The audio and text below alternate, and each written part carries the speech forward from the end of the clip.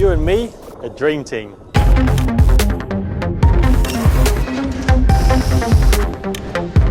Very good choice, my friend.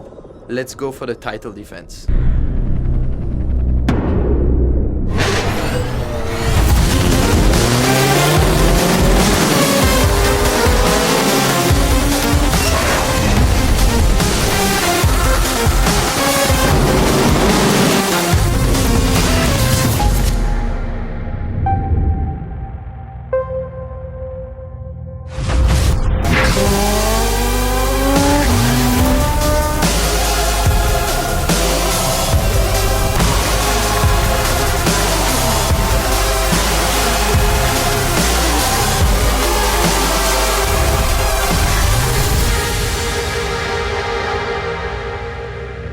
Welcome to Russia, welcome to the 6th round of the DTM. Thousands of Russian fans are appearing to the debut of the DTM here at the Moscow Raceway. So for everyone it's virgin soil, but not for one guy. He's a local hero, he's some kind of a pop star here for the Russian fans. It's a former Formula 1 star and driver, it's Vitaly Petrov. Vitaly, great to see you. How is it here at the Moscow Raceway for you as a Russian driver? Yeah, it's fantastic first feeling, because look how many fans I have it here. Look how many flags they make it special for me. So big thanks to them. But I think it's a fantastic day, and also I think the race will be quite interesting because, like you know, in Russia weather is very difficult to say if it will be dry or maybe some point it will be rain. So. And you promoted already the DTM 2 weeks ago during the Motor City racing event, and you drove a DTM car. How was it for you? Actually, I drove today already, and they give me 2-3 laps by myself to push. So I was pushing, not 100% of course, because tire was not new, but actually I quite like it because car have quite a good downforce, and car is quite stable on the corners. So it's almost similar to Formula 3, like to drive, you know. So, but I was really enjoying, and then I make some taxi drive, and the people was really like crying, and so it was nice to drive DTM car. Thank you very much. Please enjoy the DTM debut here at the Moscow Raceway. Perhaps we're going to see you next year in the DTM cockpit, so perhaps he is flirting already with that. And now it's racing time, and it's up to you, Andrew. Have fun with the race day. Thanks very much. Certainly looking forward to this, and we can check out this new circuit, just a year old, with the Hankook animation. We're running the 2.55 kilometer sprint circuit rather than the longer 4 kilometer version used in earlier races for World Series by Renault. Off then to the first corner, which is a very fast, in fact it's the fastest corner on the track. Left-hander into a much tighter third gear corner, double apex there, then flicks to the right, snatching fourth gear, and then we're going to come down into a second gear corner, easy to lock up into that one. There they're going round there, quite a tricky corner. Now we're going flat through this section here, and then braking, as you just saw the main circuit going off of the longer version. And here we are with the 3 different makes on the longest straight here, with a difficult peel off to the pit lane, and then we're going to brake hard for that second gear corner, which brings us back onto the start finish line. A lap is going to be about 58-59 seconds in the race, so that's a lap here. So lots of activity, temperature about 30 degrees, and now we can go to Yves Scheer, who's down there with the man who almost won the last race. I'm here together with Matthias Ekström in a beautiful Audi R8 GT. What a beautiful car, isn't it? Yeah, it's pretty practical, especially when you have nice weather. I have one at home, but that one has a roof. Oh, next time you take me for a trip. But let's talk about the qualifying yesterday. You managed it quite well, because actually it's the first attempt here for the DTM at the Moscow Raceway, but you're starting from P2, not too bad. No, I had a pretty decent qualifying. I mean, we're up front all the time, and in the end to be second is okay. For sure, when you're so close to P1 you want to go for the pole, but then Putin decided we don't do Q4, so that's why we ended second. But I have the feeling you're already focused again to the racing, but I want to remember Nürburgring. Are you actually okay now with the disqualification? What's your opinion? yeah, I mean, in general, in my career, I did a lot of good stuff. I did some bad stuff, and for sure, I have some memories of the good stuff. Will have some memories of bad stuff, but actually it's history now, and looking forward. And after a great day like yesterday with P2, it's very easy to think forward. So today it's the target again to try and win the race and see if we can manage a big trophy for the guys. Okay, back to the racing today. It's the race day. What will be your strategy starting from P2? Do you have to save Mike Rockenfeller, the championship leader, or is it full attack, you aim for the victory? I mean, I'm going to do my race to try and go as quick as I can. And then for sure I won't make life difficult for Mike, but if he has a problem, then I will hopefully be the guy with the best position to stand in if he has any trouble. But if we have a normal race, the aim will be to keep my position for sure, and then we hope that everything runs good. Okay, so thank you very much, Matthias. Good luck for you, and now it's racing time. Certainly is. So the first thing we're going to do then is check out the grid with Mike Rockenfeller on the pole, the championship leader, with Matthias Ekstrom alongside him. More of that disqualification later. Augusto Farfus there with Bruno Spengler, second in the championships, and Jamie Green looking for his first podium with Audi, and Dirk Werner second at Hockenheim. Gary Paffett, there he is, alongside Pascal Wehrlein, car 18, age 18. So after that is Danny Juncadella and Christian Vittoris, and then another Spaniard on the next row of the grid, Miguel Molina and Adrian Tombe. Felipe Albuquerque and Timo Scheider. It's a 26 race winless streak now from Scheider. Joey Hand from California was racing at Indianapolis last weekend, and Edo Mortara. And it's Timo Glock and Rob Wickens from Canada. And going right towards the back with some problems with the BMWs, I think, Martin Tomczyk, Marco Whitman, and then Andy Prio and Roberto Meri. So that's it. Eve is down there still on the grid, and she has found the pole sitter, I understand. So let's go down to Eve. Mike, yesterday during the qualifying we had some turbulences, but I think your pole position is a pole position, isn't it? Well, it looks like I'm standing in the first row in the first position, so it's not too bad. I think the lap time was good in Q3. Of course, Q4 would have been a new challenge, but I was confident to have a good lap time again and to put the car on pole anyway. You're the leader of the standings, second pole position, so you're already within the championship. Looking for the title? No, I'm looking to try to win the race today, and I'm not thinking about the championship. If I can't win today, okay, I can't win, I try to make the maximum, but if you start from pole, you always try to win. Not too bad. Good luck for the race. Back to you, Andrew. Yeah, we should explain what happened in qualifying. Q4 did not happen yesterday. Apparently, President Putin's Ilyushin 96-300 series plane was in the airspace, and the same airspace which would be used by the safety helicopter, so that couldn't fly. So the the final knockout session of the last four cars did not happen. So the top four in the position, they finished in Q3. Pascal Wehrlein there, just getting a little bit of attention, and his safety belt being tightened. There is Gary Paffett, and 9 cars are going to start on the option tyres, and we really don't know how they're going to be. We suspect they may last for probably half the race. So people on options, including Rockenfeller and Farfus and Werner near the front. Gary is not starting on them. So everything getting ready here at the Moscow Raceway for the start of the big race.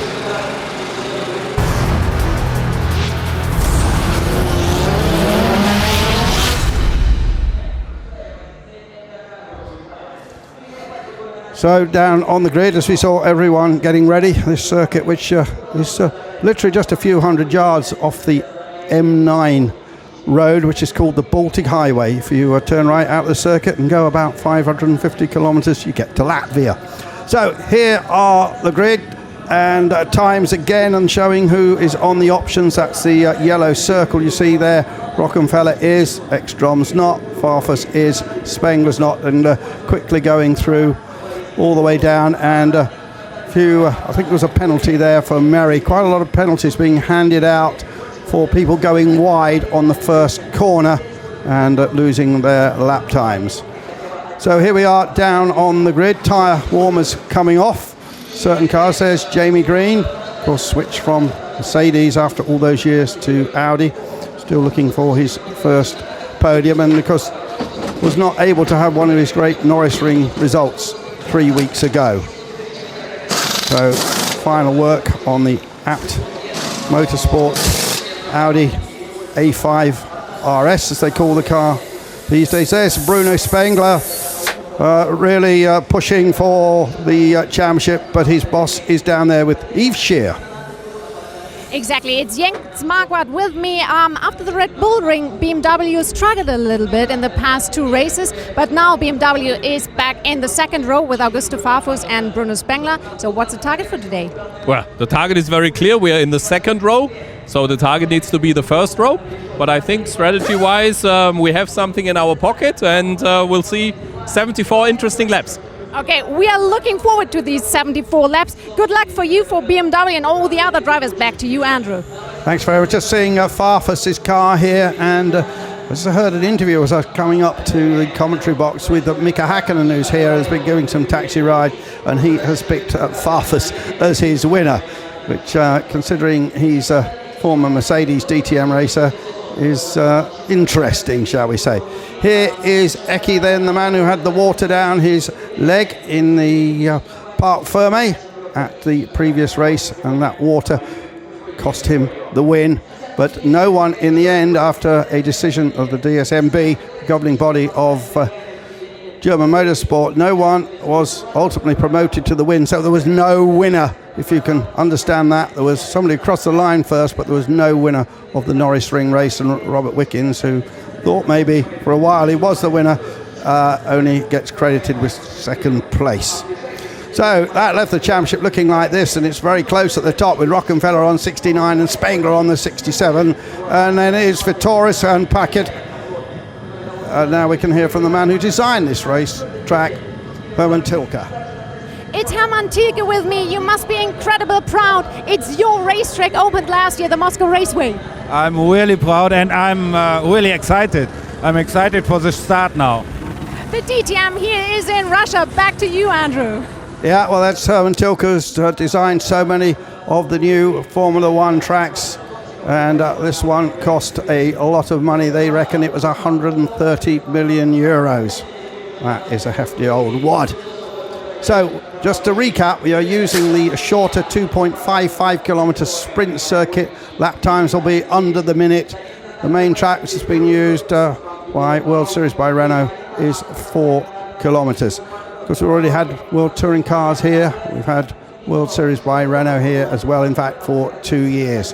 And the track has been open for just over a year. We also had Superbikes here a couple of weeks ago, where sadly in the Super Sports race, Andrea Antonelli, the young Kawasaki rider, lost his life. So everybody getting ready. There's Dieter Gas, head of DTM for Audi. Everybody now running off the grid. Just a couple of latecomers go behind the modern pit wall. There's Bruno Spengler, just his chest heaving a little bit. Anticipation. There's Marquardt, who we just heard from with Bart Mampre, one of the 4 team owners. There's Wolfgang Schattling, who's in charge of all things Mercedes-Benz here this weekend, as Toto Wolff is not here. And cars getting ready to go on the warm-up lap. And there they go. Mike Rockenfeller having that excellent season. Just to remind you, we've had 5 different winners this season, if you count the Ekstrom win. Certainly 5 different people, choose my words here, crossed the line first. So that is that first corner, which is the fastest corner on the racetrack.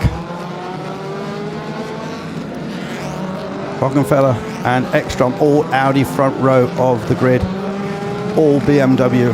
Second row of the grid with Farfus and Spengler, and then it's Green and Werner, and then Gary Paffett in 7th place is, there you see it, the best of the Mercedes drivers, and just behind him Pascal Wehrlein. Look how close it was. We're talking about fractions of a second here, all the way down to Roberto Merri, and well, Andy Priaulx and Martin Tomczyk, their teammates both seem to be struggling with their BMWs.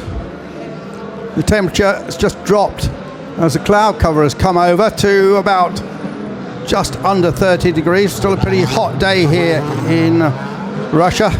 Ernst Moser, boss of Phoenix Racing, of course, run Mike Rockenfeller from final words with Dr. Wolfgang Ulrich. 74 laps, 189 if you will, kilometers.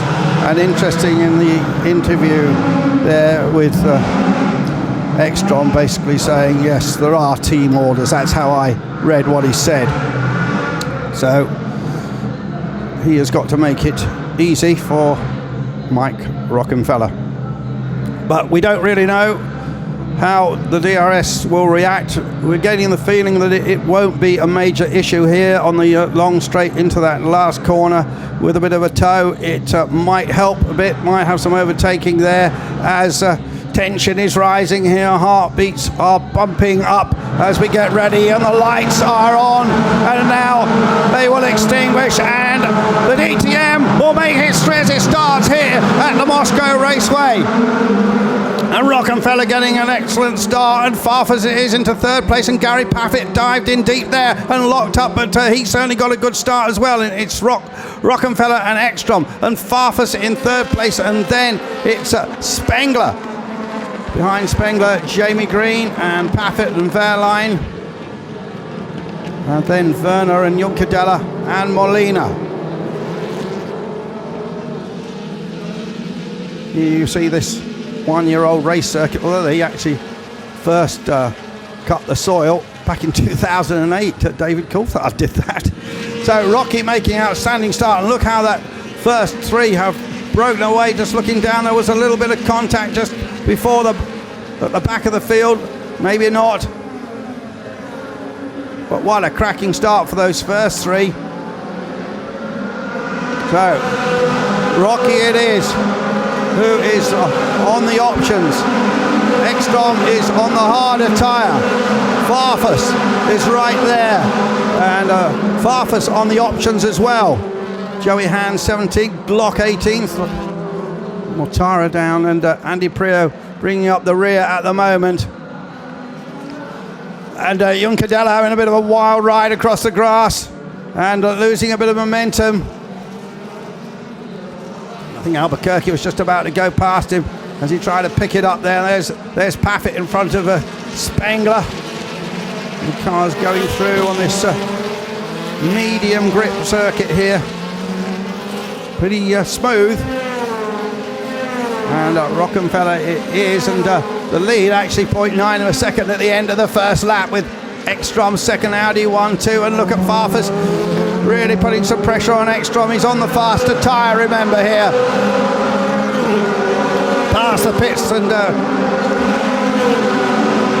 Spengler putting himself in the middle of the track. They're under a bit of an attack. Spengler under attack from Adrian Tambay. And there's Tambay, and Spengler trying to go inside him and maybe just make it. No, he doesn't. Cut off by Spengler. But Tambay hangs on the inside, and Tambay goes through. Spengler is not on the options. What about just checking out Tambay? Tambay is on the option. So the 2 different tyre types seemingly making a difference early on here. As Rockenfeller pulls out a little bit more lead here. If you look at the ubiquitous carbon tub from the onboard camera, and look at Farfus and Ekstrom doing a good job with the harder tyre, keeping him behind. And those 3 pulled away, and then it's Jamie Green having a good run there on his own in 4th place. And Werner making it, off goes Spengler. Spengler is off. Spengler tangling, and Spengler gets back on. Let's see if this, what we can see inside the car there.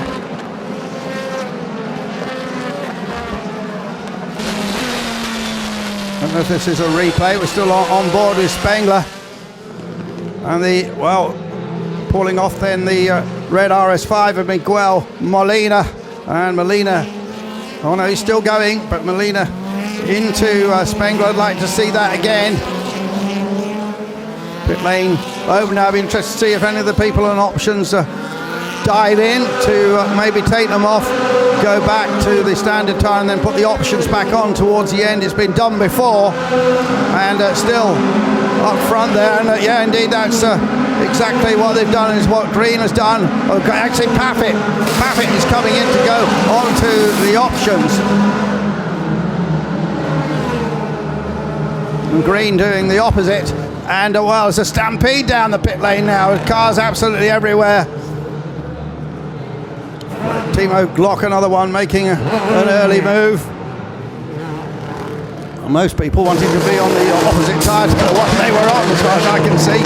There goes Glock, all bit of a closer, and the Molina car, which is involved in that tangle. We haven't seen a replay of that yet. That incident. So Green, Paffett, Albuquerque, Han, Timo Scheider, Glock and Molina all making a pit stop. Spengler did not. He's probably feeling through the steering that the car is okay. Molina quite late out of the pit lane. Let's have a look at this. Carrying a lot of speed, Molina, and just took off the BMW there. Let's see what it was like for Spengler, and it's going to be bang in a moment. It gets turned around. Where did Molina go in all that? And now Spengler comes in for his pit stop. The boys have a quick look around, but the car looks all right to me. It was another magnificent 3.2 second lap from the Schnitzer boys. I don't know if that gave them much time to assess if there was any damage, but doesn't appear to be so. But well, Spengler on a mission, and still this battle for second place. 6 laps into this race now, as Rockenfeller really hasn't increased his lead very much, and 1.9 seconds in the lead now. And lap times between Rocky and Ekstrom on similar on different tyres. Remember, very similar.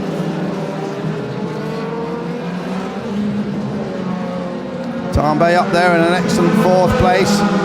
Verline, the teenager, going well. Here's the Ekstrom Farfus situation. Seeing that, here's another replay of the incident, and it is under investigation by the stewards. No news yet what will happen. DRS has been enabled. It just seeing Juncadella off right at the what was it, lap 3, that one. The Molina car's been retired to the garage. Must have felt something, or they've taken the bonnet off and looking under there, but maybe they're looking at the right front suspension. That's where most of the eyeballing seems to be going. Rockenfeller, Ekstrom, Farfus, Darby, they're lined. And it's Werner and Wickens. Well, what about Wickens from near the back of the grid? In fact, yesterday was the first time that he hadn't made it out of Q1, and Wickens has moved up. Okay, we've got quite a lot of the boys who have made their first pit stop. Of the people who have made their first pit stop, the Green leads them. We'll have to watch the Green progress. He could be a danger man here.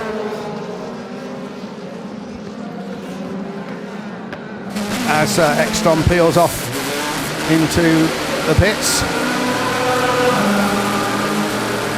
using the standard rubber. So it'll be interesting to see his doing is doing sort of 59.4s, 59.5s. Interesting to see what he does when he gets onto the option. There he goes. Very difficult to see the yellow sidewalls, but just about see it there. So that promotes Farfus into second place and Tambe into the third, and then it's Audi and BMW, and then Audi, and then it's Wehrlein having a good run for Mercedes-Benz, and Gary Paffett just behind Jamie Green as he was before the pit stops, currently down there in 13th place, but he has got that first mandatory pit stop out of the way. Talking about mandatory pit stops, a new rule announced this morning. If this race stops early and a driver has not made one of his mandatory stops, then he will be given an additional time, which is the vector, the in and out it would have taken if he'd made the stop, and it's been decreed that here it is 29 seconds. New rule before, if that happened, they stopped the race and somebody hadn't made the stop, well, it was c'est la vie really, but they've decided that that's not the best way to do it. It means we could have in the future, if a race is stopped early, somebody crossing the line as the winner and then not being the winner after all, and I don't like that situation. Again, of course, we had it just 3 weeks ago. Rockefeller then on a 29.2 the last lap, Farfus on a 29.4. And Tambe still right there, doing some good times of Wehrlein also. So early days in this race yet. We'll see how it pans out. There is Gary Paffett, and Ekstrom incidentally stuck those options on and immediately gone purple for the first sector. So they're certainly working for him.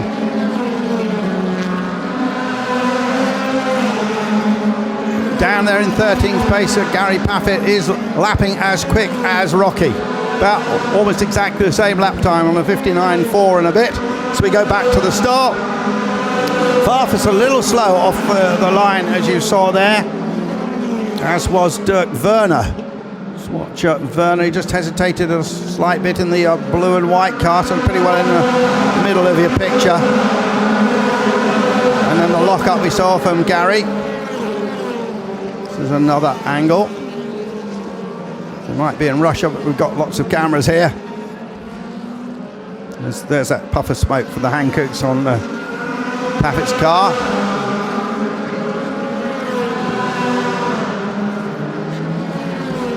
Prio at the moment up into the top 10 by into not making a pit stop with the Crown Plaza hotel car. Crown Plaza got a big hotel here at the World Trade Center in Moscow.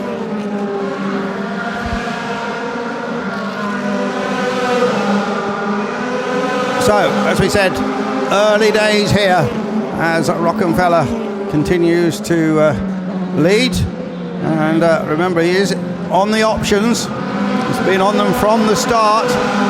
Farfus likewise. And indeed, most of the top 8 started on the options and are still on them at the moment. There's that Andy Prio car I mentioned. And there is Green chasing him down. The man from Guernsey being chased by the man from Leicester. Used to live very close to the Mallory Park race circuit. Now lives down in Monaco, as befits a professional racing driver. Just for the Prio fans, just looking at his lap times, they frankly aren't looking that good at the moment. Just he hasn't broken into the under the 1 minute mark. On board with Timo Glock, who started the season so well, didn't he? His first season in the DTM after Formula 1. BMW maybe lost the plot slightly since then. Certainly Glock running there at the moment, down in 19th spot, having made one of his pit stops. And Rockefeller at the moment just increasing his lead over Farfus to 3.3 seconds. And just told you the vector here. The the amount you lose when you make a pit stop is 29 seconds. But we can hear now from Miguel Molina and what happened in that incident. She's there with Eve. Miguel, you had the collision with Bruno Spengler. Don't you think it was avoidable? Well, I saw the spot and then I dive in because also Werner was overtaking. And yeah, I dive in. Maybe it was too close, and then I think he didn't show me that I was in the inside, and we had the collision. But anyway, now the car was also broken, and yeah, we will think in the next. You are out of the race. You think you're gonna have a chat with Bruno after the race? Yeah, for sure we will have a chat. I have no problem to speak with him. Okay, thank you very much, Miguel. Back to you, Andrew. Yeah, well, Molina hasn't scored any points this season, and not sure that beard's doing much for him either. Remember, one period in the winter we thought Molina wouldn't be with the Audi squad, and he was sort of taken back on board, as it were, towards the, well, it must have been about March last year, or this year rather. So Molina not doing himself much good at the moment. I think he was being a bit too audacious there as he went diving through on Spengler. I think Spengler could do about it, couldn't get out of the way. So I think I have to point the finger at Molina for that one. And at the end of the day, it's done him no good at all because he's sitting in the back of the pit now. So checking the times, Rocky's still doing good times. They're doing a 59.5 and still pulling that gap to Farfus now at 3.7. Just before we went to that interview, I was going to talk about the 29 seconds it takes to come in and go out again. And just looking down at the people that have made a pit stop, and Eke is there, and he's going to, when Rockenfeller comes in, he will go out. He's going to go out very, very close to Ekstrom. I would think they're going to be almost neck and neck. That'll be an intriguing situation to see. I'm not quite sure when that will happen. So, John right on board with Rob Wickens. And yeah, that gap at the moment between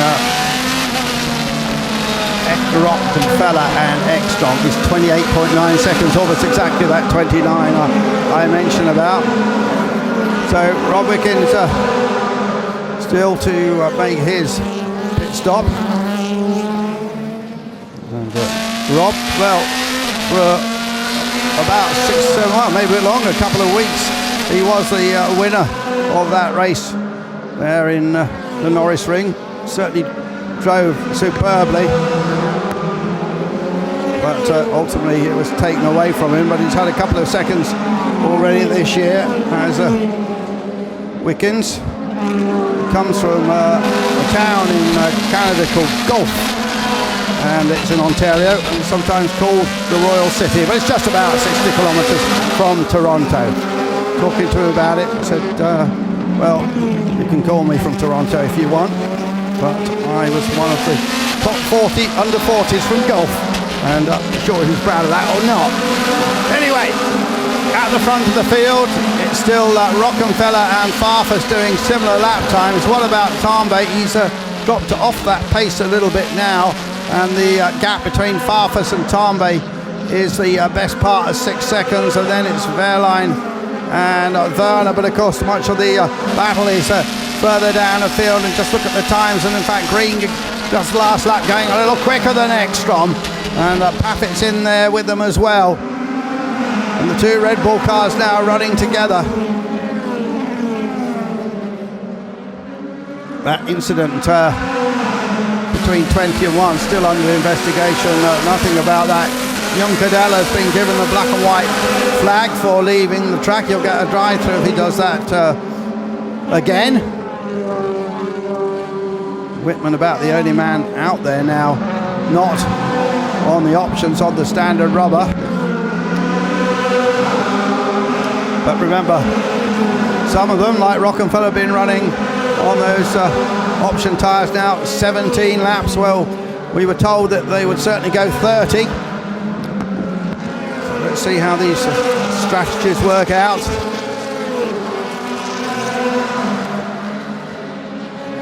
two Red Bull cars together. We don't have a Red Bull Cola car anymore as we did for a couple of seasons.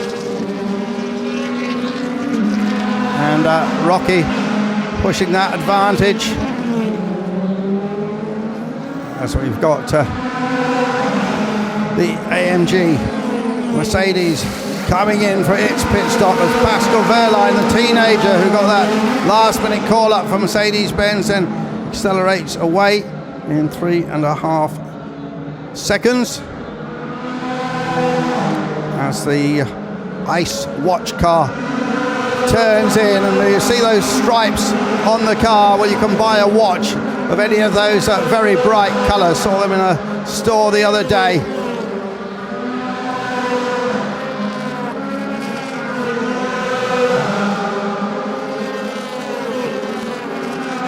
But still, got 7 cars who have yet to make that stop. Whitman then having just stopped. Black and white flag for leaving the track, and that is for Roberto Merri, who hasn't been having a particularly happy second season in the DTM. Been somewhat eclipsed by the man who succeeded him as the European and FIA Europe Formula 3 champion, Danny Ioncadella. Ioncadella currently running in 7th place. And again, let's just compare those lap times, because this is so important, between Rockenfeller, who did a 59.9, and then we're going down to the likes of Ekstrom, and Ekstrom did a 59.98, so they're running very similar lap times at the moment. But Rocky's certainly pushing hard at the moment. There's an inspection, just a final check on the tyre pressures, I think, down there. Tyre pressure so important in motor racing. You get the pressures, of course, come up as the tyres get hotter, as the man we were just talking about, Danny Ioncadella, comes down the pit lane. And here comes Ioncadella then. And he's under, that looks it's come from a BMW. Oh, it's come from the back of Ioncadella's car. And Danny goes out, and he's definitely on a different strategy there to the others. So Ioncadella with a bit of an aero, I think, missing from the car.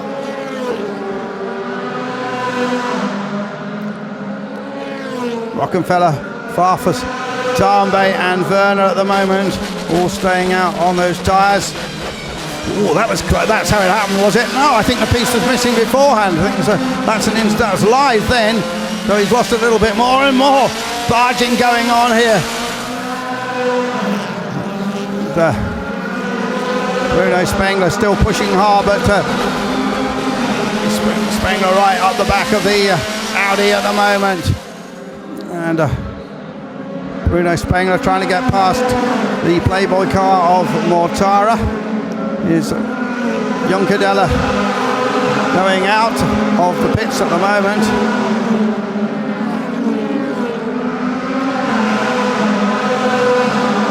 Ioncadella staying wide, but well, there Mortara. Not been having a great season, Mortara. Only there's car losing a bit more bodywork. And Whitman in that battle as well. Rockenfeller just pulling out a little bit more. We're not seeing it at the front, but pulling out a little bit more from Farfus, on board with Bruno Spengler down there in 20th place after being bumped off the track. And all this is looking very good for Rockenfeller and not so good for Spengler at the moment.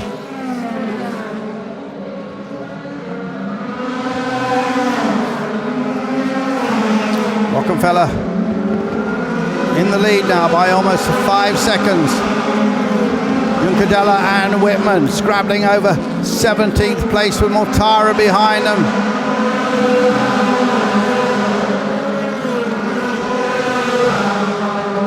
So Rockenfeller making these tyres last.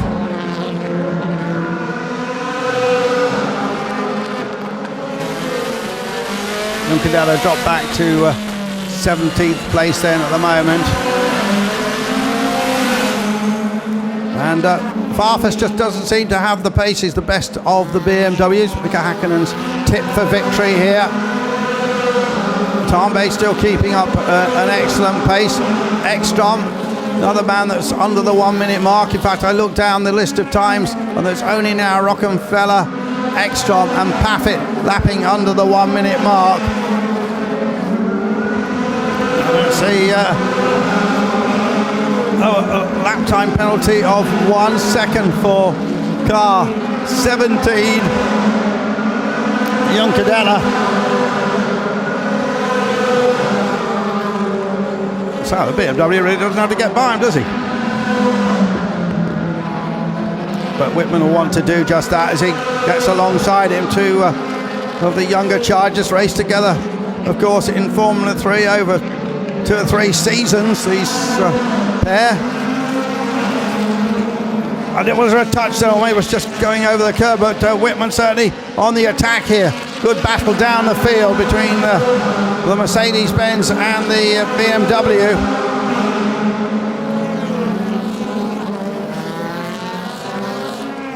And now the gap, incidentally, between Rockenfeller and Green, and Ekstrom is 28.8 seconds. So they will be literally side by side, I think, when Rocky comes out the pits. And well, if we understand what was being said on the grid, then obviously Rockenfeller will be allowed to go ahead of Ekstrom. We are, of course, in the second half of the season now. This is round 6 here of the DTM, this first ever race at the Moscow Raceway for these German touring cars, fastest touring cars in the world, they call the series. As this battle continues, V8 engines pumping out the best part of 470 horsepower. We've gone away from the old tubular space frame chassis to this high-tech carbon monocoque that all the 3 manufacturers utilise as Spengler makes a move down the inside of Edo, but Edo hangs on, and now they are side by side. The 2 black cars together. Spirited driving there by Edo. Remember, he won a couple of races last year, but and Prio just behind, remember, has not yet made his pit stop.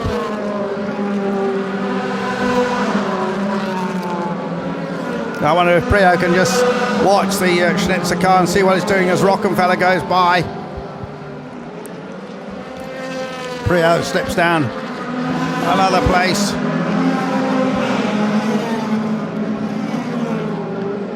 And then Mortara out out wide. Rockenfeller, the gap to him, between him and Parfus is now lengthened to 5 seconds. And this race ultimately is going to be between Rockenfeller and definitely Green, Ekstrom, Green and Paffett, I would think. Maybe Farfus might be in there as well. But what a season Rocky's having, concentrating on the DTM and not in what you might call the Audi top squad, but with Phoenix Racing. But the Nürburgring team run by Ernst Moser is a very good squad indeed, and they've won this championship in the past. As look at that, just flying past Spengler. Spengler, I don't think, can be very happy there. And Spengler there in 19th place at the moment and not doing some really quick lap times. And the blue flag's being waved at several of the drivers, twice to Spengler, as the Rob Wickens car comes in for a brand new set of tyres. You see the printing on the side of them. And out goes Wickens. And he will, of course, drop down the order now. The man who won World Series by Renault, 3.5. A lot of people thought he might make it to Formula 1. Gone off in this direction, second season in the DTM, and certainly establishing himself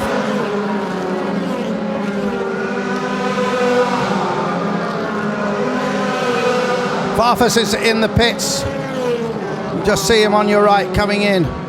So it'll be interesting to see where Farfus comes out. He's going to come out somewhere between Ekstrom, Green and Paffett. So Farfus, after 28 laps, we were told those options would last about 30, and he's dispatched down the pit lane there. Goes the Brazilian Augusto Farfus for the RBM run team.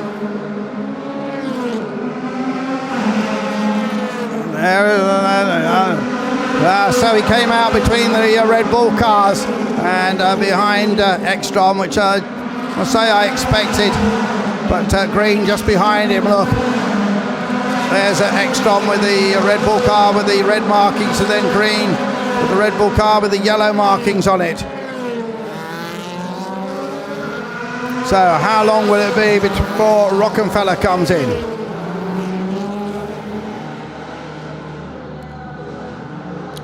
And Rocky has increased his lead now, of course. It's 9 seconds over Adrian Tambay. Tambay doing an excellent job here for Audi, the son of the Ferrari Formula 1 driver, drove for many other Grand Prix teams over the years, including McLaren. So look at the difference just saw on your screen between Rockenfeller and Ekstrom, and it's now 27.5 seconds, so that would indicate that maybe when Rockenfeller comes out he will be behind Ekstrom, but we think that Audi team orders will come into play. Who knows? We'll have to wait and see. It's the magic of motor racing. So many questions have to be answered on the track. Rockenfeller, Tambay, Werner at the moment, Ekstrom.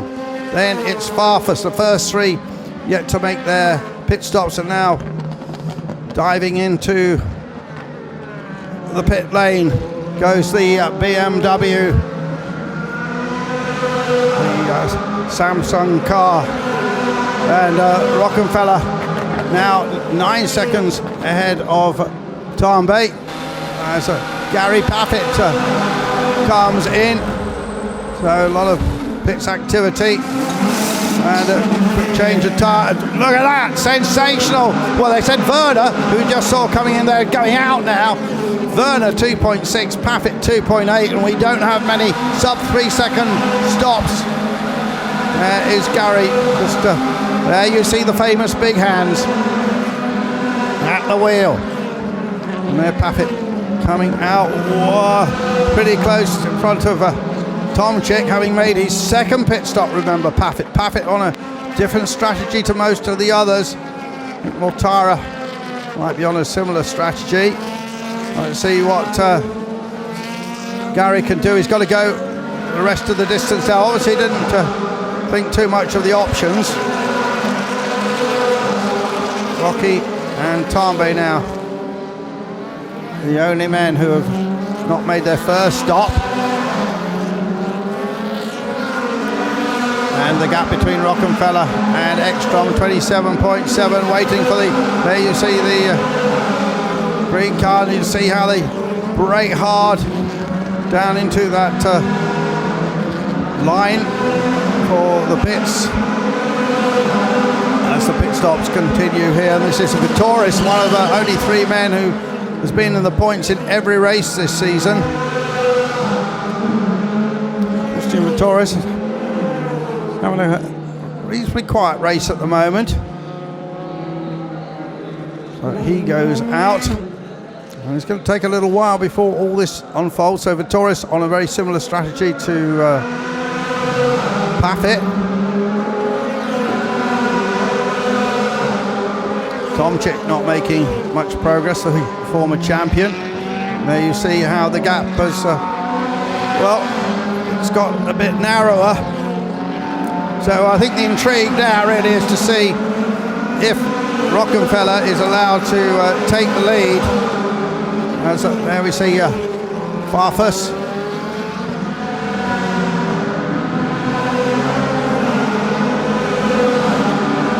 There is Eki, continuing to put in these sub 1 minute laps. which has been the foundation really of his good position.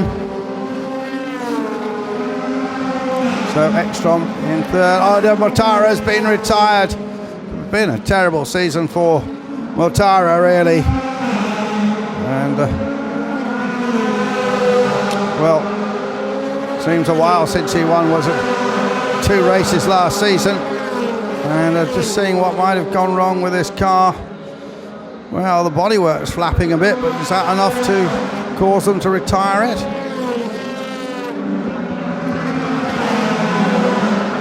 Rocky in the lead from Tambe and Ekstrom. Rocky and Tambe yet to make a pit stop.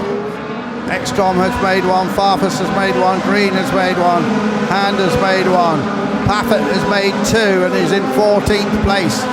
And what about Paffett is lapping under the 1 minute mark at the moment, just a 59.9 the last lap for Gary Paffett. Whitman also fast at the moment. And another of these 1 second penalties, try and take these into account. In the past I've seen the timing screen adjust for this. Watch for that. So that's car number 4, Merry, getting that 1 second penalty. And 17, remember, has also got it. 17 being Juncadella.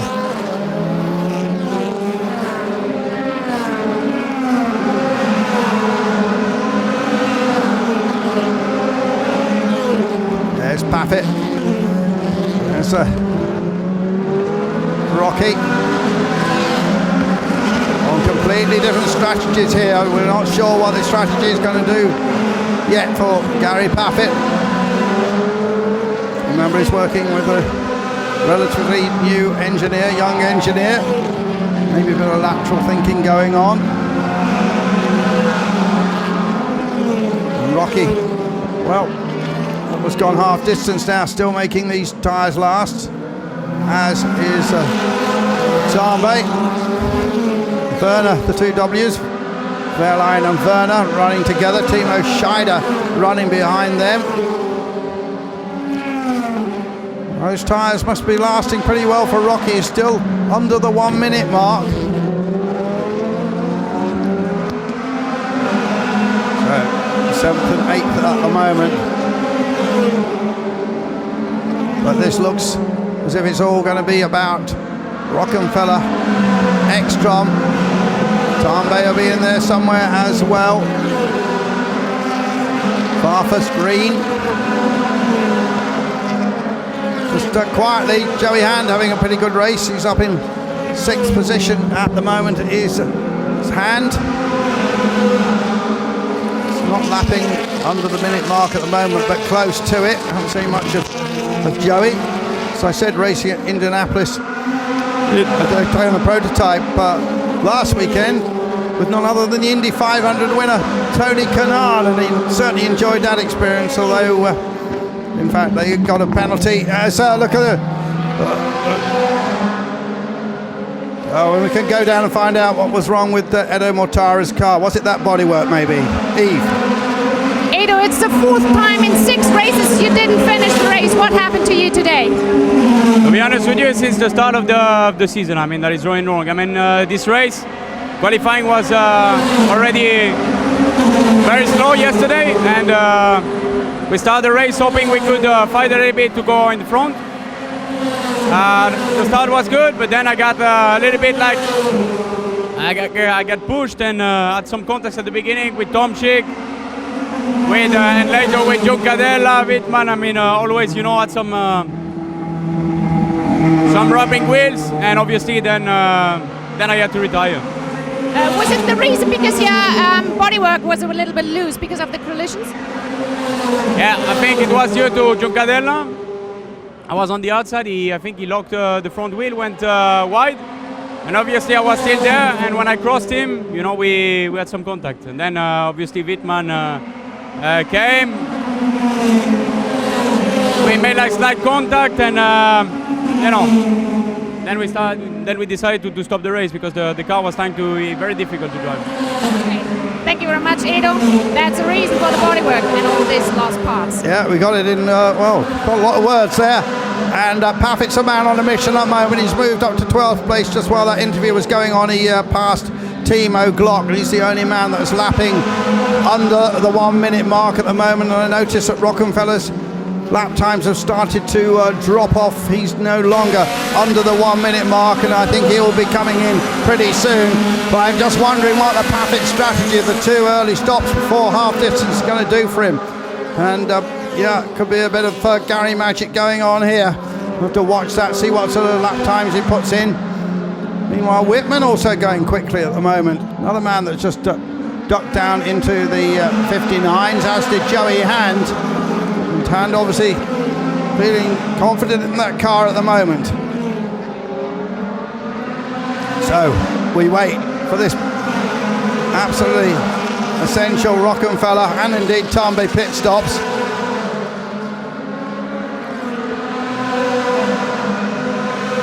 And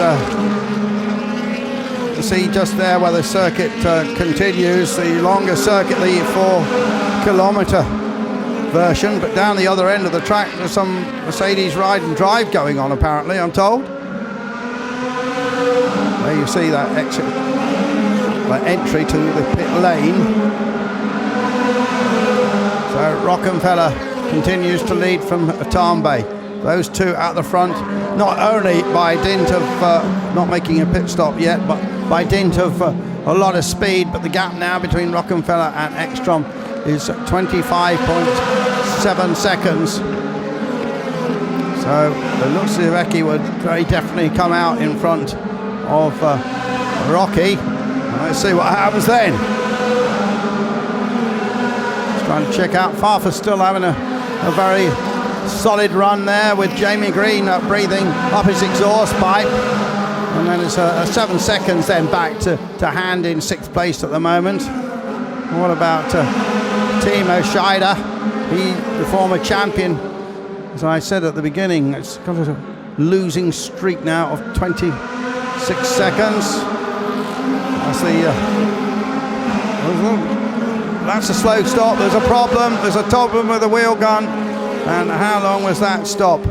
Oh dearie me.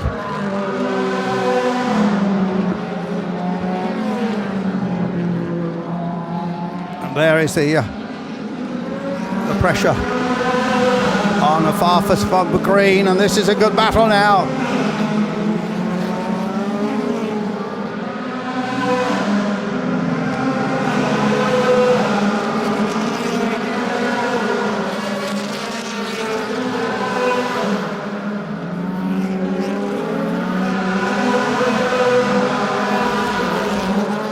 So Green having one of his best runs for Audi thus far. Lock up there from Farfus. Definitely a battle for position is this. So Rockenfeller and Tambe proving that these options will go 40 laps, and the Rockies just dipped under the minute mark again, so they certainly haven't got off that much. I wonder how long he will continue on them.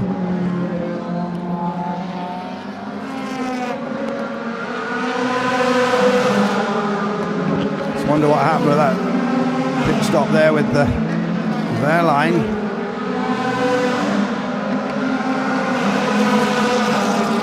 Rockenfeller, Tambe, Ekstrom are the top 3 here. Round 6 of the DTM. A couple of weeks' time we'll be at the Nürburgring, and then it'll be a little bit of a break. News coming just in the last few days that the series will be returning to China next year. And this is Farfus.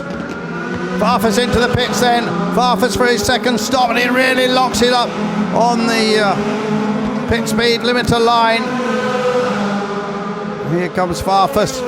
And just looking at Paffett at the moment, made his 2 stops, of course, in 11th place. Interesting to see where Farfus goes out in relation to Paffett. Stops on his marks. Team go to work. Off he goes. 3.5 seconds. And there. Look at this.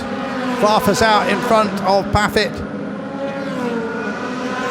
As Paffett tries to go take the inside line, and is that going to work for him? But he's on the outside for the fast right-hander here, and Paffett has to drop behind Farfus, and Rocky is getting involved in this as well.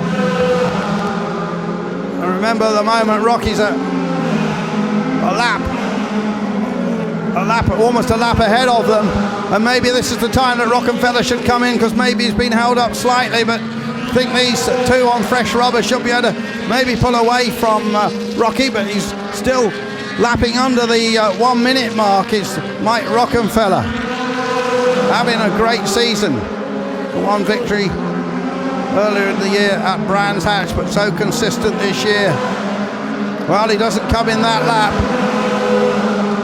And now the three coaches seeing Timo Glock in the background.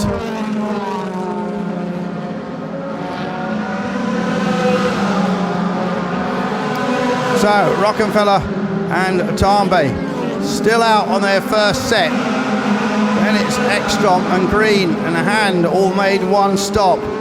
Then Werner and Timo Scheider and Wickens and Whitman.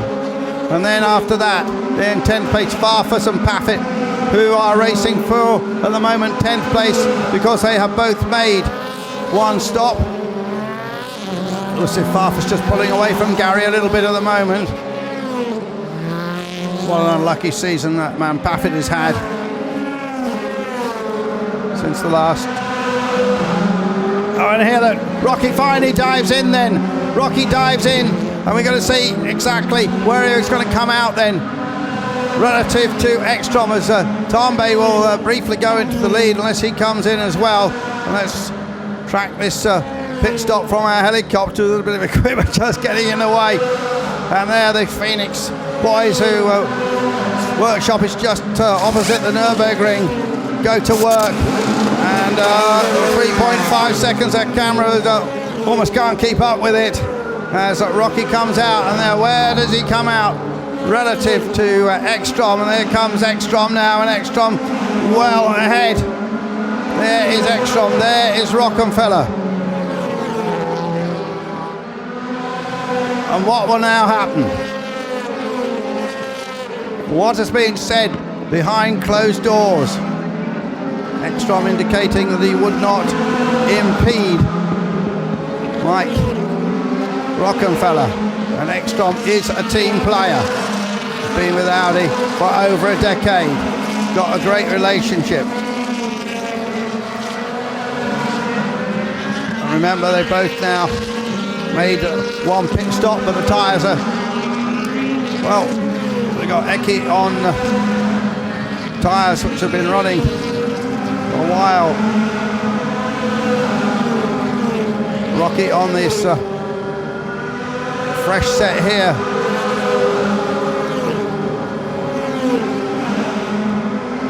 And Ekstrom is on the option, and Rocky is on the regular, as Jamie Green comes in from 4th place. So now everything in our 46th or 74 laps is starting to unfold. Tarnbay remains in the lead. Tarnbay's lead over Ekstrom at the moment is 15 seconds. So when he stops, he'll fall behind, certainly Ekstrom will fall behind Rockenfeller, and he'll come out racing wheel to wheel with Green. And you know what? Joey Hand's right there as well. So, well, Hand's been a bit of the wild card here. We're not seeing much of the man from Sacramento, but he's been doing a fine job out there.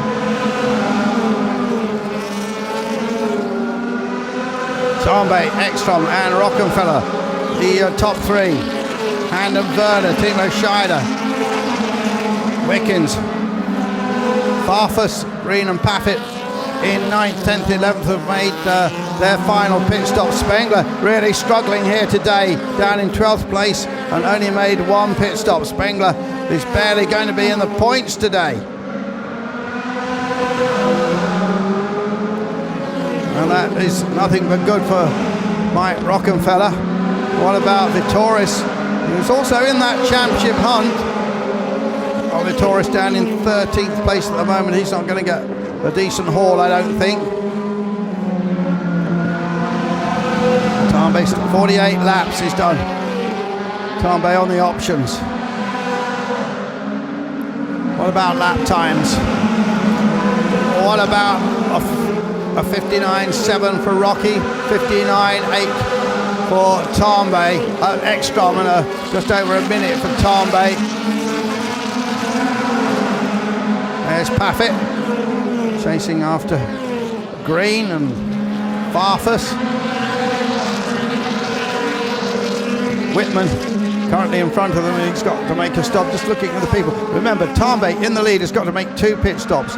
Ekstrom has got to make 1 more. Rockenfeller has, Hand has, Werner has, Timo Scheider, Wickens. Then it's Farfus in the lead of the 2 stoppers. So everything mixed up at the moment. Robert Debris there on the outside. Heard from Vitaly Petrov earlier on, and the Spengler comes in then.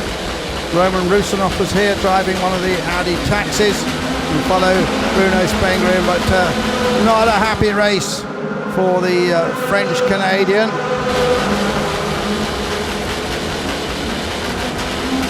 Just adjusting his drink bottle pipe. And unusual shot there at that angle. Right at the end of the pit lane, and Spengler goes to work, and that's another cracking stop from the Charlie Lamb Run organisation. 2.6 seconds, and Spengler comes out with Prio, and gaggle of BMWs in fact, and there's that Fairline I think in front of him. Prio has made both his stops down there in 20th place. There is Bruno Spengler, the reigning champion, just not going his way. So many twists and turns in this championship last year. Well, we almost come to expect it for the DTM, but this season has seen so many different people rise to the top and fall back again, and car 21 under investigation and was being given the blue flag twice, and that's Marco Whitman. Hand comes in then, and the gunmetal grey car for his second stop, and as we said, been doing an excellent job, comes out of 4th place. Joey Hand has had some very good results also in long distance racing, a former winner, overall winner of the Daytona 24 and 3 second stop there for Joey Hand. Hand with the RBM team this year, swapped teams over the winter from the RMG squad, so from a German squad to a Belgian organisation.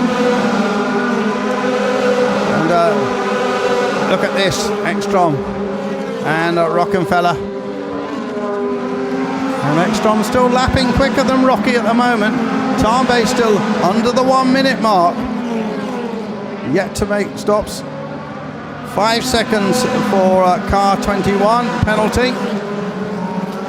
That's at Marco Whitman. And that will drop Whitman probably nothing at all actually. Whitman at the moment has got 17 seconds over the man behind him, Victorious.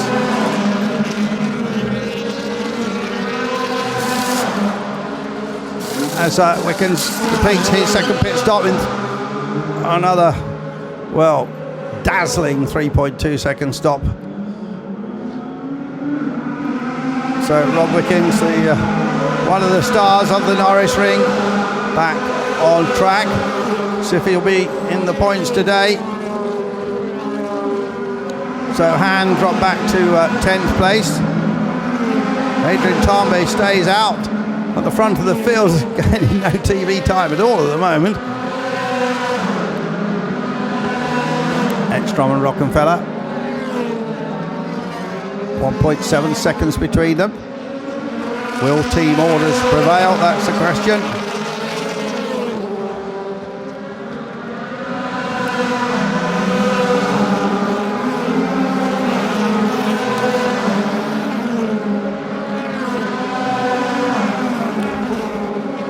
So following Rob Wickens at the moment.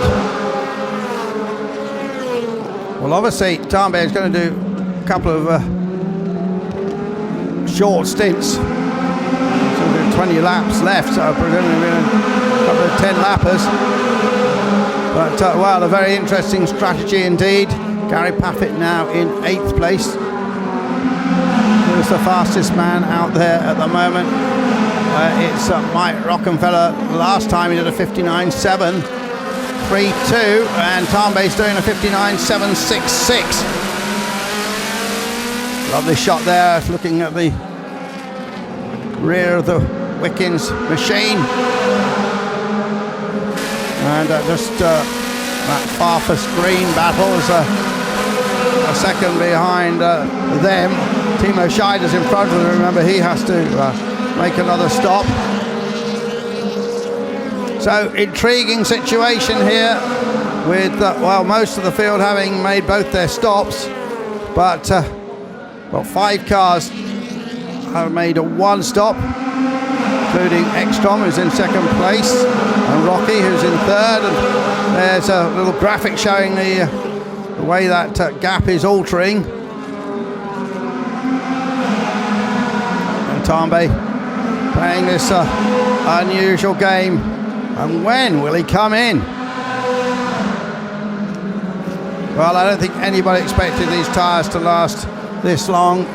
Tambay now with 12.6 seconds over Ekstrom. Well, he'll be heading for an Audi 1-2-3 today. Audi, of course, makes some pretty good sales here in China. They build cars, China and Russia, and they stopped production here for a while, but they restarted it this year, I'm told. As Rocky comes in for his 2nd stop. So Rocky will drop back a little bit. And how far will he drop back? Well, might only drop back into the clutches of Werner. Lights flashing. Famous Audi LED system. And the famous mouth on the front of the car. And we look down on that pit stop, and Phoenix boys go to work again, and they just a bit slower this time at 3.8 seconds, but that's good enough. And out will go Rocky. And I suspect he will drop just behind Werner. Where's Werner? See if Werner's Whitman in.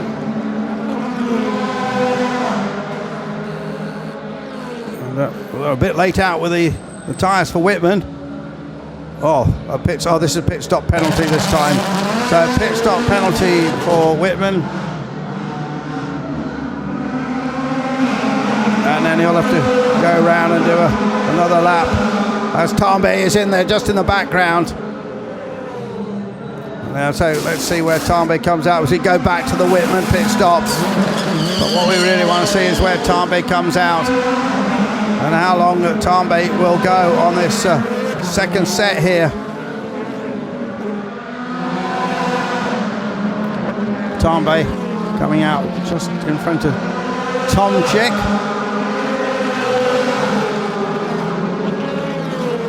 Tambay in the silver Audi. There's that sin bin. And, well, Whitman might get another penalty for that, actually, just although he was released by the officials.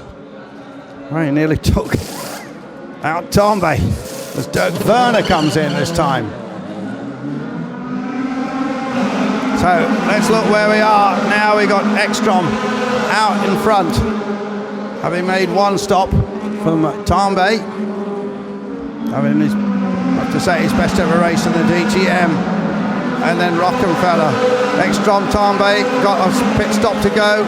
Rockenfeller, he has made his pit stops.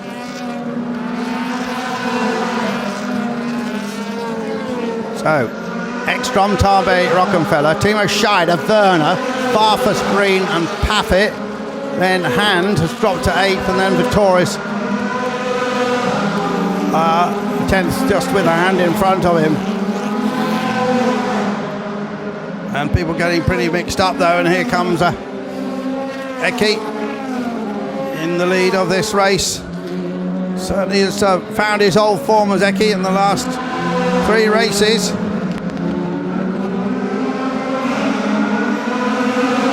Very much an old hand of the DTM. Former champion, of course. Also a man who is a multidisciplined motorsports person with success in rallying in the past, in the European Rallycross Championship just the other day. Driven NASCARs on road circuits to good effect. All-round sportsman, all-round good guy as well. But we're still not sure why he asked his dad to pour water down his leg. There's the gap between Ekstrom and Rockenfeller, and a pit stop between them as well, of course.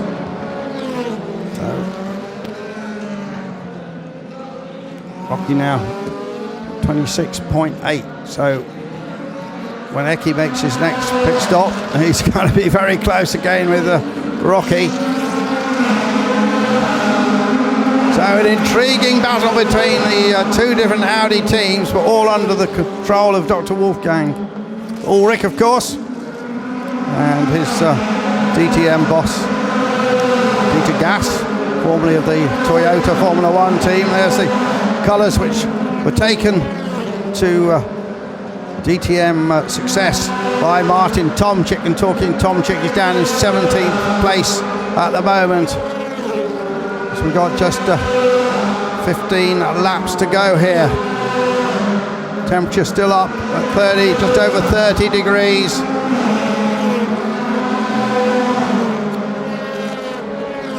Ekstrom in the lead from Tambay, both with a stop to go. 13 seconds between Ekstrom and Tambay. 13 seconds between Tambay and Rockenfeller. And then it's Timo Scheider, but Scheider will have to make another stop, and that'll drop him behind the likes of Farfus and Green and Paffett, and probably Hand as well as maybe even Werner.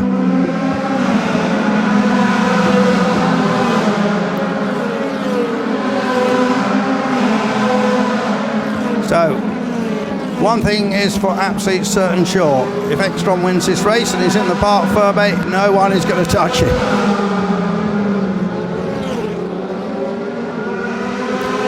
As the rules are written, yes, he had to be disqualified.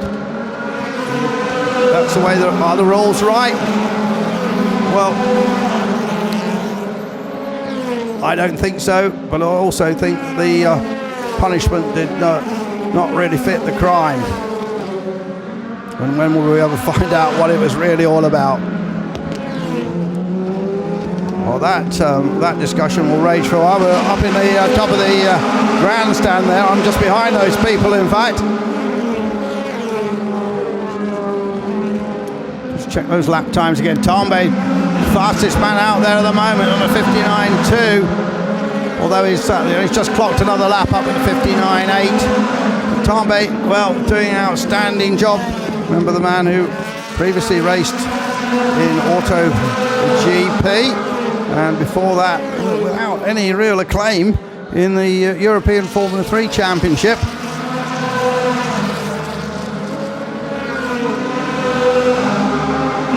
So Adrian Tambay certainly doing himself a lot of good as Timo Scheider comes in. There he is with the auto test car.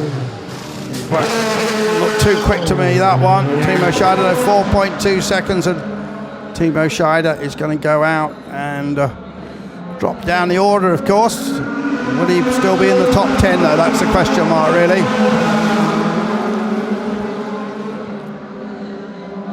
And Ekstrom's last lap time was 1:04, and has the radio crackled into his ears. Just back off a little bit. And we want Rocky to be in front of you after you've made your pit stop. And that's what I suggest has been said. This is a team sport. After all, some people don't like these team orders, but this is manufacturers racing for huge publicity, big honours. And Rocky is in a big battle at the front of the table. Every point will count. And if I was in the position of Dr. Ulrich, I have to say, I'd be giving those sort of orders. That's professional motor racing for you. Ekstrom now, of course, the only one left on the option tyre. There is Rocky. With Crown Plaza Prio car behind him. Prio down there in 20th place, couple of laps down now, not having a happy time. The man from Guernsey.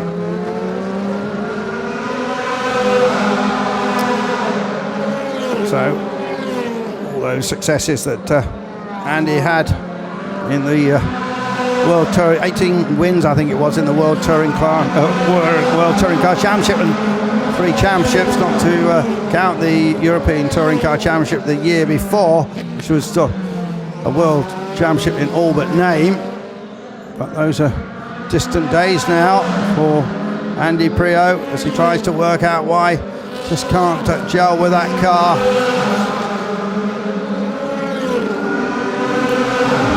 Rocky continuing in 3rd place, 14 seconds behind Tambay and Ekstrom still to make their pit stops.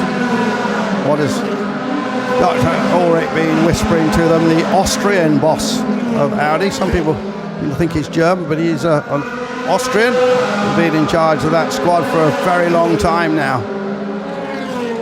and brought them so much success, of course, masterminding all their success at Le Mans, as well as this DTM. Of course, it didn't happen for them last year with the A5, certainly happening for them this year, and particularly with this man, Mike Rockenfeller. And there are some interesting statistics. You see how the gap has come down now from 24 to 22.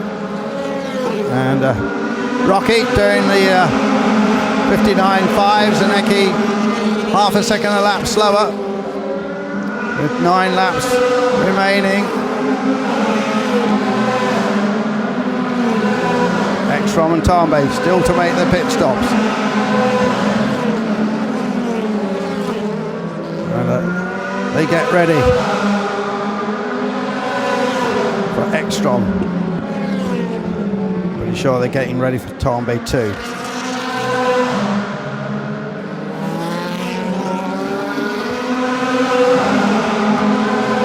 Farfus, the best of the non-Audis. Baffett running in 6th place, the best of the Mercedes-Benz. Shiv Hand is going to get some decent points as in comes the Red Bull car of Matthias Ekstrom. Let's see how quick this pit stop is. Let's see what happens when he exits the pit and where he will be vis-a-vis Mike Rockenfeller. Various fluorescent markings on the racetrack, but not for that team. But Ekstrom knows exactly where to turn in, and it's a good pit stop too from the apt organisation, 3.1 seconds, and he's going to come out now. And where is Ekstrom going to be? Well, of course, Tambay will be in front of him, and there's Rocky, sweeps round in front of him, and the job has been done, the job that was required. And Mike Rockenfeller now just has to wait until Tambay comes in to take over the lead of this race to score what will be his 2nd win of the season. Mike Rockenfeller, of course, he broke his duck at Zandvoort a couple of years ago. Look at Paffett there looking racing with Jamie Green. Are they touching? It was very close between the two Brits, and yes they did, and some bodywork coming off, and look at that, wheel to wheel, and well, Gary never gives an inch on the racetrack, and Paffett then moves up to 5th place ahead of Jamie Green to get some more points and keep his championship hopes alive. Been so unlucky this season. As the man who lives near Newmarket, originally from Bromley in Kent. So, just waiting now for Tambay to come in with the 7 laps. And question mark a little bit is where will Tambay come out? Probably into 4th place, I think. See where he's going to be compared with Baffett. As there he goes now.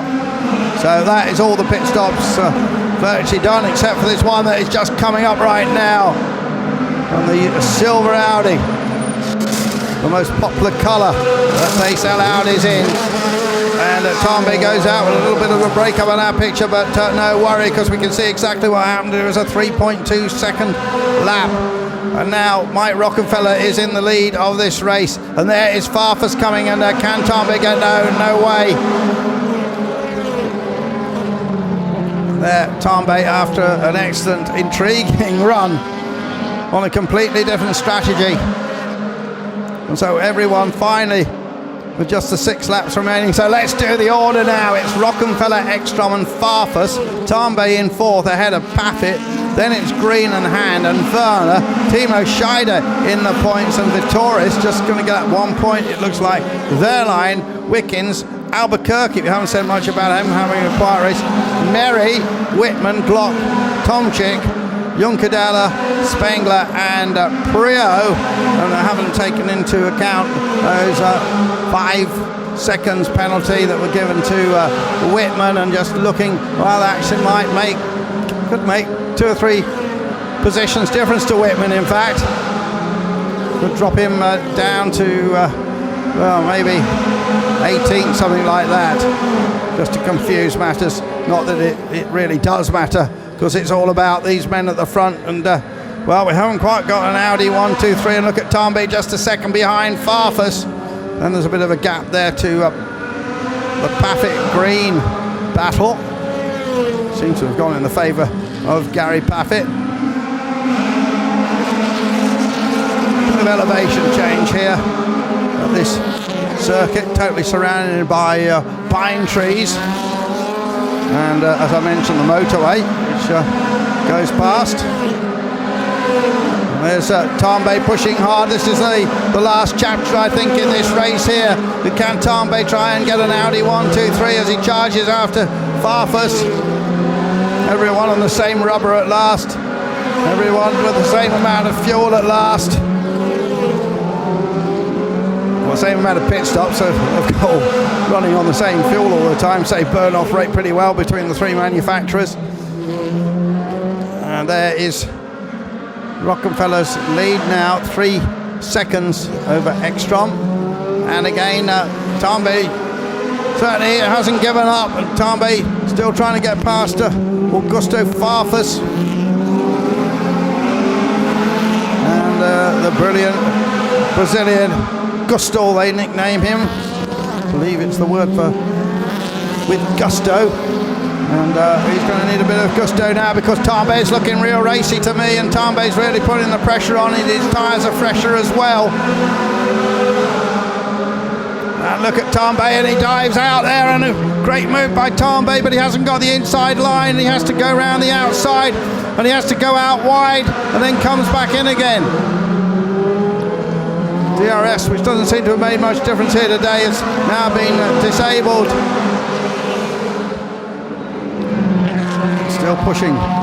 Tambay running with the AT team. So that attempt didn't work. Can't use the DRS system anymore to help him with 3 laps remaining. There's Rockefeller. Reels off the laps, and just to prove maybe a point, Ekstrom goes fastest in the first sector of the whole race, turns it purple. And I think he's going to want to finish pretty close behind Rockefeller. And Spengler has another lap put on him, and just a horrible race for Bruno Spengler. And there must be something not right with the car. Running down there in 19th place. So Rockefeller just got to reel off these laps now. And Ekstrom just doing a 59.0 that lap. Rockefeller and Ekstrom, then Farfus with Tambe all over him like a bad Chinese suit. Rockefeller got a bit of lapping to do with Juncadella, who's running down there in 18th place. It will put him 2 laps down, I think, on this little short circuit, 3rd shortest circuit there is on the DTM after Brands Hatch and of course the Norris Ring.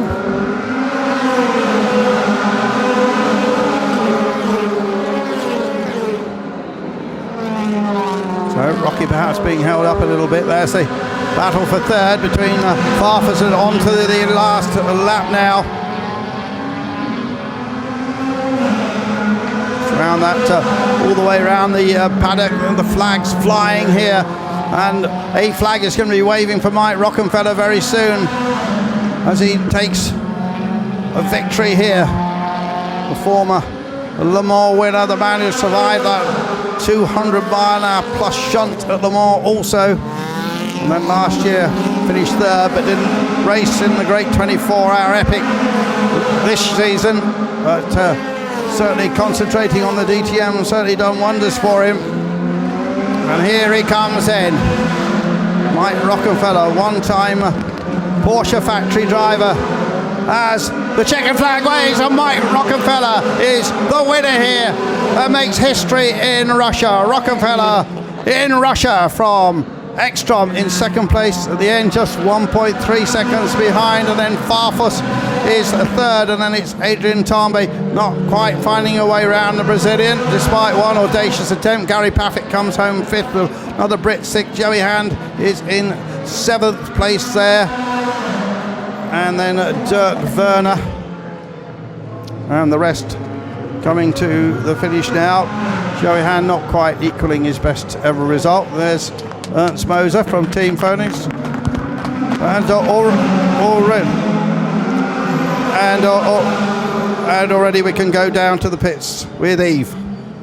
Congratulations, Hans-Jürgen Ab. What a fantastic job of Adrian Tombe today with a P4. Are you happy about this result? Oh, I'm really happy. I'm really happy for Audi. You saw that the cars was really fast. Matthias did an incredible job, and also Rocky. And I think in the end, it was a really good result for Audi, and it's a very big step for the championship. But what about the team order? Because I think Ekstrom, he was a little bit long out on the option tires. Couldn't he have get the victory too? Maybe you have to decide, but I think it's important to go for Audi, and Audi is a team, and Rocky is very important to push him, and Matthias, this was his decision, but he was really fast on each tire, and it's okay for us. Nice teammates. Thanks. Back to you, Andrew. Yeah, and Eve knows a little thing or two about the inside of goings on at Audi. As Mike Rockefeller comes down, but well, I think you probably get the message there. But nevertheless, great drive by Rocky, having a great season here. And well, Eki has done his job, and move him up the points as other cars go through. Just saw the Spengler car. What was wrong with Spengler today? Is the man in the fluorescent green and yellow crash helmet, painted specially for the sponsors. Just has to weigh himself. Let's make sure there's no water poured over anyone at this moment. There is Paffett, really strong race, did the best he could do today with what he had under him. And then Tambe going through. Excellent race by Tambe. Oh, he's had his pockets sewn up, and he goes off to be weighed very quickly. Well, everything worked out well here at Moscow. We endured some horrendous traffic jams, I have to say, getting into or getting out of Moscow more than getting into the track, although a sizable crowd here today. I haven't been told the numbers yet, but looking out of the window, there's plenty of people. I think we can vote this a success. The helmet's just starting to come off now. Nice bit of banter. There's Rocky, and yeah, looks very satisfied with that result. Hanya, the press officer of the DTM and Formula 3, just giving instructions out. Hanya Betzer.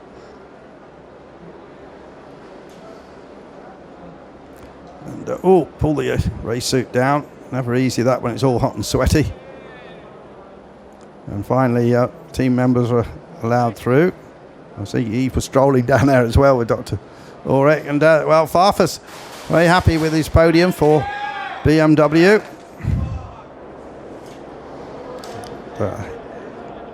Just watching this, the moment the checkered flag fell for the first time on a DTM race here at the Moscow Raceway, although actually we're about 50 odd miles from the Russian capital. That's how Smoza celebrated with his team, and they just do a great job. So points will be coming up in a moment, but first here's confirmation of the result with Rockenfeller's victory in the end, 1.3 seconds, and Farfus 11 seconds back, and then Tambay Paffett with that different strategy. The early two stops took him to 5th place, just ahead of Jamie Green after a bit of wheel rubbing, and Joey Hand in 7th place, the second of the BMWs. He can be pleased with that. We're just going through there from Hand to Werner and Timo Scheider, and Vitoris again keeps his record of scoring in every race. Then it's Fairline and Wickens.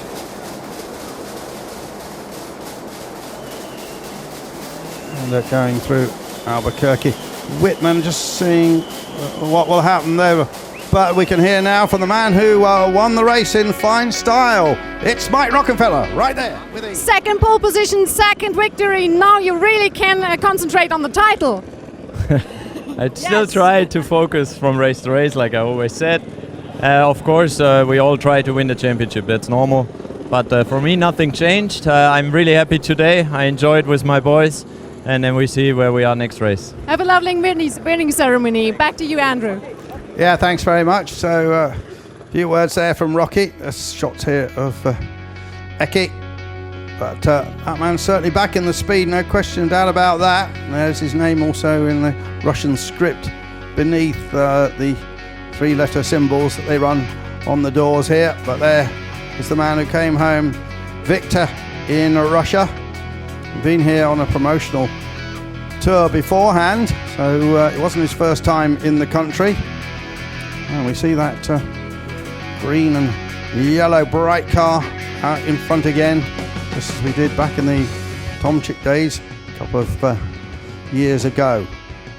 So there they are down in Parc Fermé, and definitely no shenanigans with any water or anything like that, even if it was a shenanigan. And let's look at the points then. Rockenfeller on 94, well ahead now of Spengler. Gary Paffett moves up to 3rd, ahead of Vitoris, just 1 point between them, and then Farfus 5th, Wickens 6th, Ekstrom in 7th now. Think if he'd had another 25 points. And then Whitman and Werner, Hand and Ucadella in 11th. So that is it from the driver's standing point of view.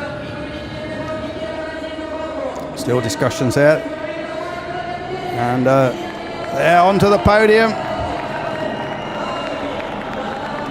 Goes a very happy winner, and the double thumbs up from Rocky, and blowing a kiss as well. There is Ekstrom. So Mike Rockenfeller, the 29-year-old. There's your Boolean Brazilian for you. Farfus into 3rd place.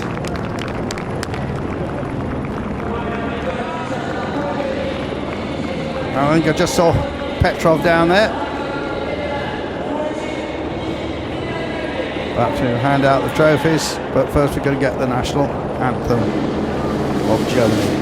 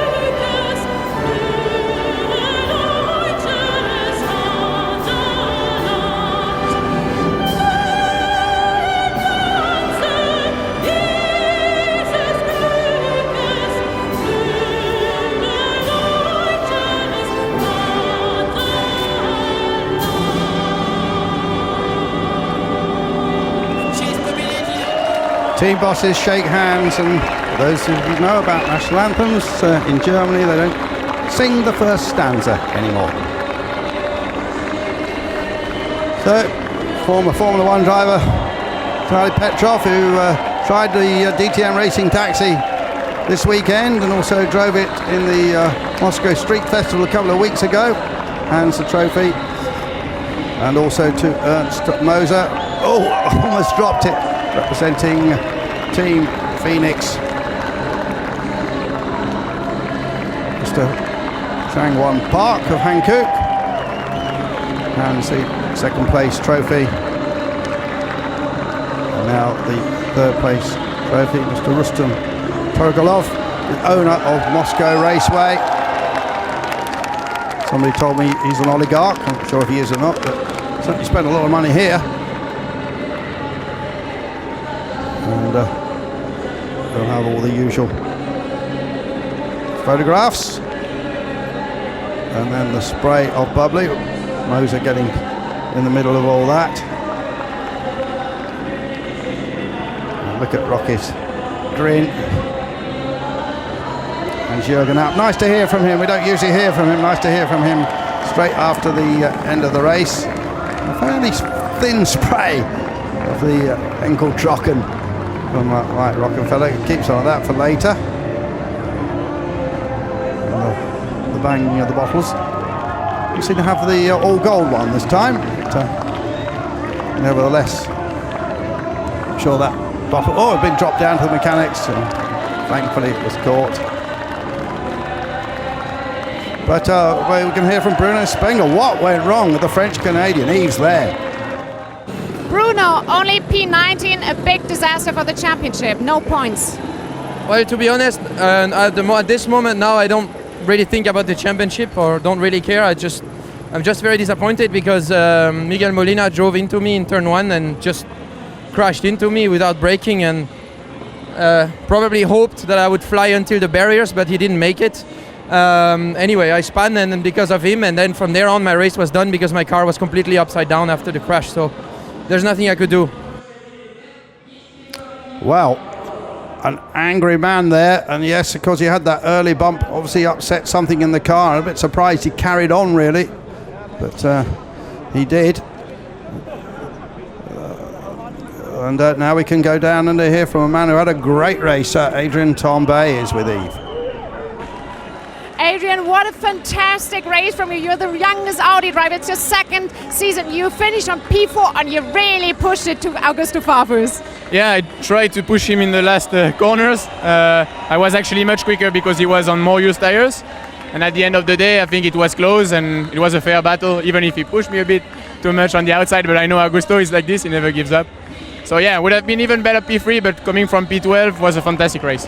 Wow, thank you very much, Adrian. And happy birthday to Romain, my data engineer. It was his birthday today. Oh, well done. Good birthday present. Thank you. Back to you, Andrew. Yeah, well, until this race, Adrian Tambay, no points. So great race. Remember, he finished second last season at Valencia. And look how rocky there. Well, quite challenging to put on a race here in Russia, and a very modern racetrack by Tilke. We heard from him very briefly before the start of the race, so it's all worked out well. Speculation that next year they might run on the longer track. They're going to need a bit of laundry for that, and absolutely soaked. But I think we can count this as a big success, and back to much more familiar territory in 2 weeks' time at the Nürburgring. Champagne spraying, and there'll be a break. But the DTM, well, we've had a big change of complexion, and on reflection, of course, that incident with Spengler right at the beginning really has turned that championship around in the favour of Mike Rockenfeller, and not surprising that the French-Canadian was pretty angry, and I'm definitely siding with him. There's Marquardt just exchanging notes and quotes with one of the PR group from BMW. But now we can hear from Augusto Farfus on the podium again. And I I think Augusto is quite happy after your victory at the season opener. Now P3, good result, isn't it? Yeah, I think it's not bad. We had some tough weekends, the last two events, and now it's always great to be back on podium. I think we were not the fastest car on track, but we managed with a good strategy and with a hard drive on track to keep this P3. So I'm very pleased for the team. I think we definitely achieved an amazing result. Now, it's great to do some big points. Now let's look forward.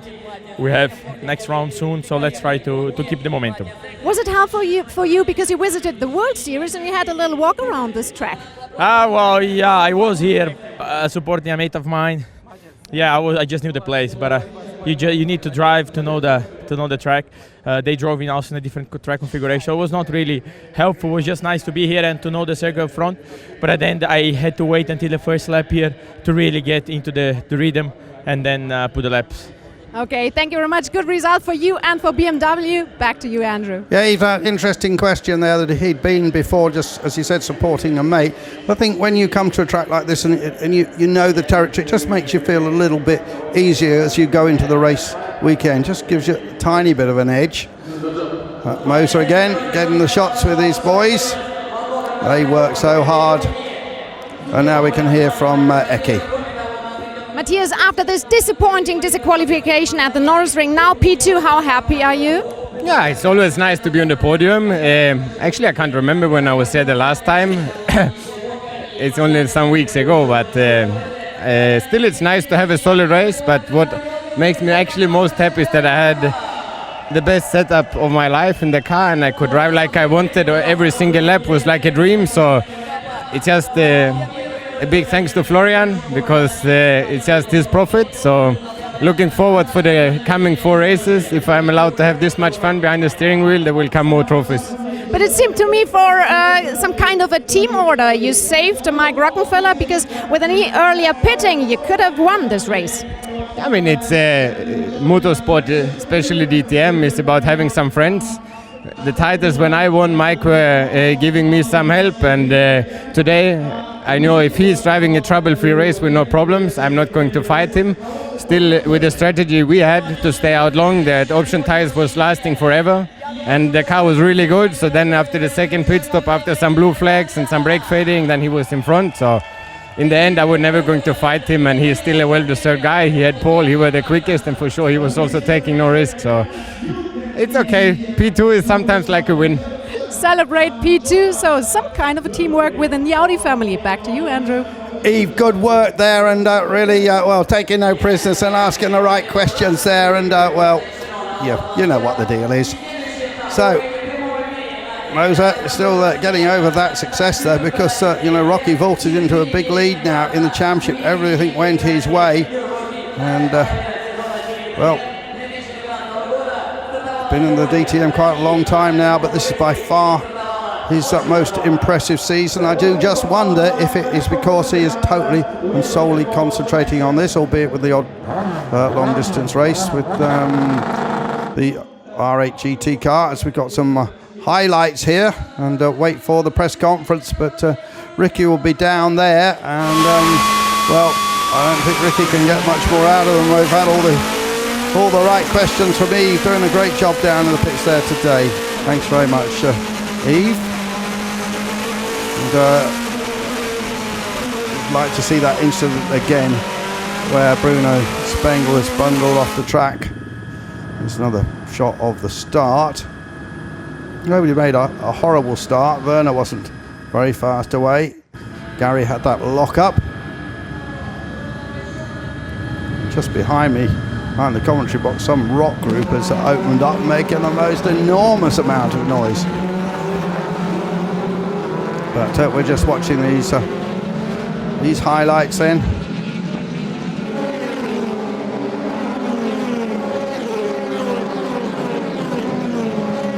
Well, that was the incident which might have even decided the championship. Bruno Spengler is very much on the back foot now. After all, there's still 100 points remaining. There's Miguel Molina. Just came diving in too quick, didn't he? don't think there was much anything that Spengler could do about that. Spengler was on his line.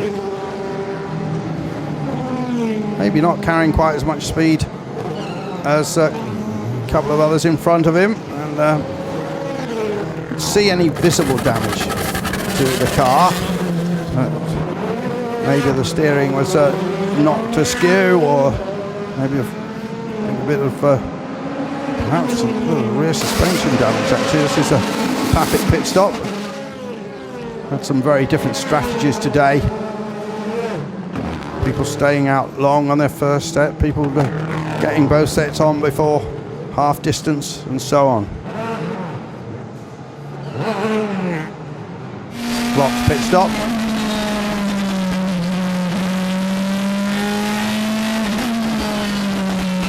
On board from Rob Wickens, a Juncadella stop. Missing that vital bit of bodywork.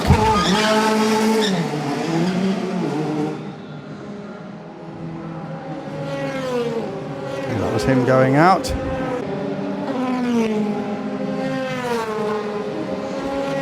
We should be getting to that press conference fairly soon, because the press conference room really just behind the podium.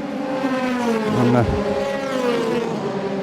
here, maybe some slightly more considered. Maybe the PR people have got to them a bit by the time we get these interviews. We'll also hear from Gary Paffett in that session that's coming up. We've had drifters earlier this weekend. We've had the Tartus Formula Lada cars.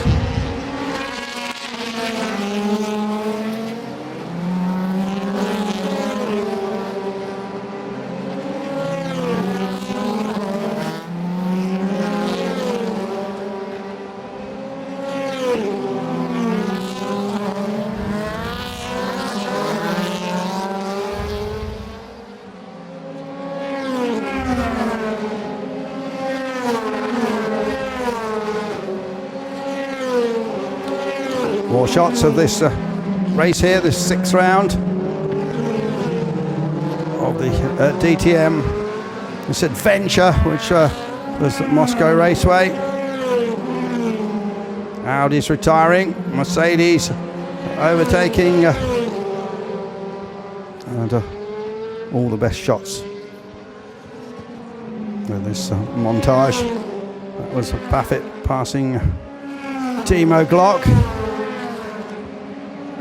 This year, of course, just the one Grand Prix driver, ex-Grand Prix driver, we should say. Test drivers like Gary Paffett in there. Marco Wittmann serving a penalty. So not a great day for Wittmann. Shown on the timing and scoring as 15th, but I think the 5 seconds actually going to drop him in the end to 18th for Marco Wittmann.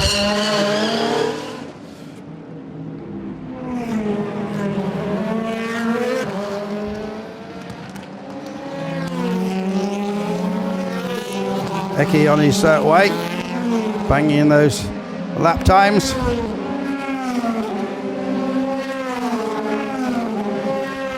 Rob Wickens having another strong race.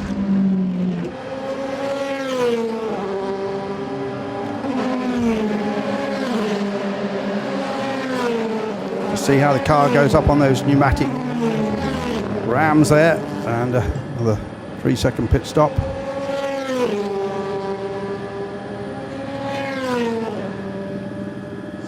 So the press conference is coming up. It's goodbye from me, Andrew Marriott, and hand over to Ricky. So